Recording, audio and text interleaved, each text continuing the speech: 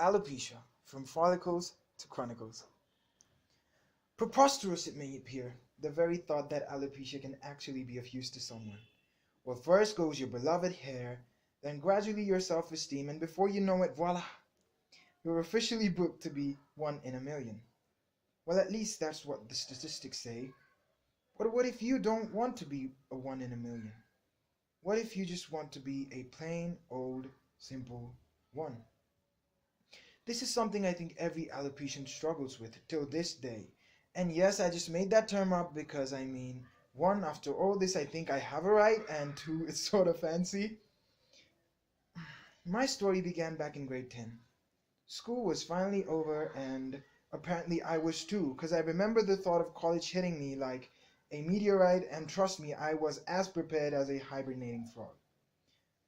As the barber notioned a weird response, I was completely distraught from my thoughts on cloud nine, trying to muster up positivity and sociability for the days to come. 3 small patches. Discovering them was shocking, quite tragic, when they grew out of proportion in the matter of months, and the next thing I know, college commenced. Now, to be quite precise, I was never really a communicating sort of a guy. The only communication I ever had was limited to parent-teacher meetings. And let me try and insinuate I have other means of socialization, which I clearly don't. Well, yeah, that sums up my interaction index. A casual meet with a random stranger would rank as an all-time high score on my interaction index, just for as long as it took me to realize that the stranger was indeed my uncle, and I clearly remember not remembering him. So now, as I entered college, I had another thing to worry about. Dating. Got you, but no, seriously, dating was an issue, but alopecia was topping the charts like nothing before. I became reserved, secluded, and extremely defensive. I could even say I became sort of like an armadillo if no one shows up with photographic evidence of me actually making this up, because I am a creative writer, get it?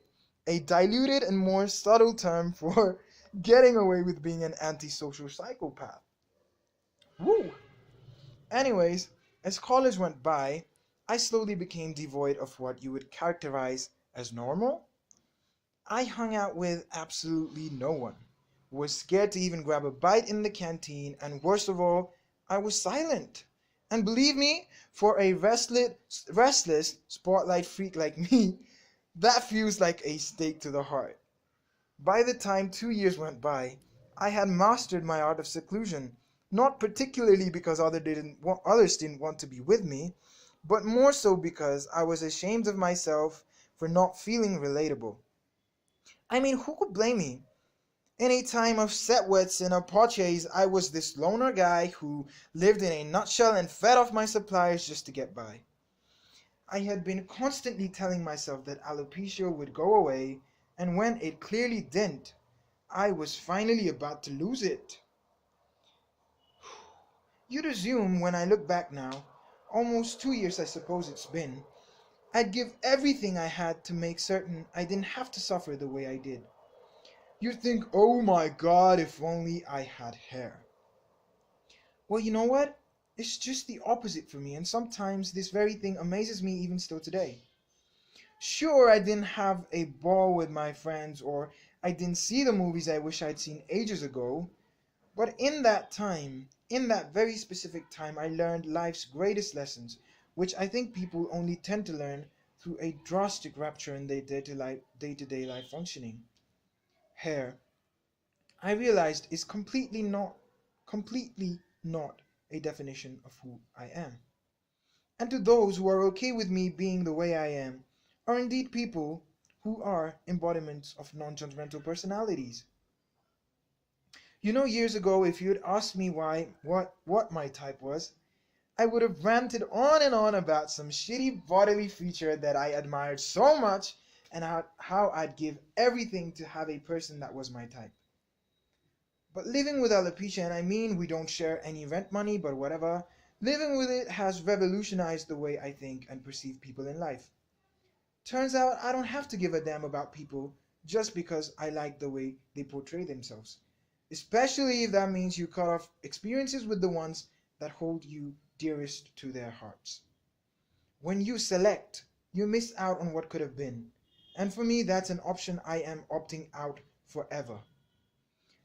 Now, I'm not saying when I find this really hot personality with an amazing similar outlook to life that like I have, I'm gonna give it all up thinking it's all good to be true.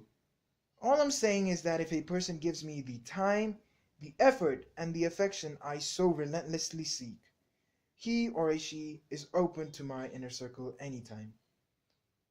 Age, gender, attributes, profession, and lifestyles, they can vary, but if we're on the same page, well, we are so gonna give it a try.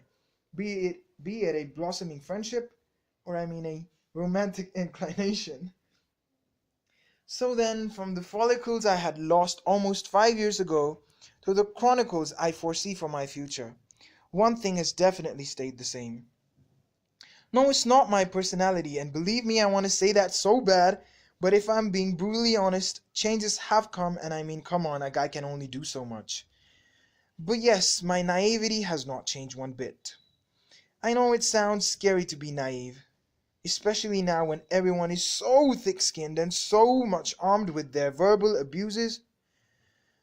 But this naivety, this specific naivety, gives me happiness.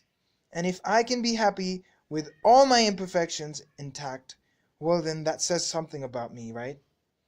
I guess being a naive alopecian makes sense after all. At least it does to me. Thank you.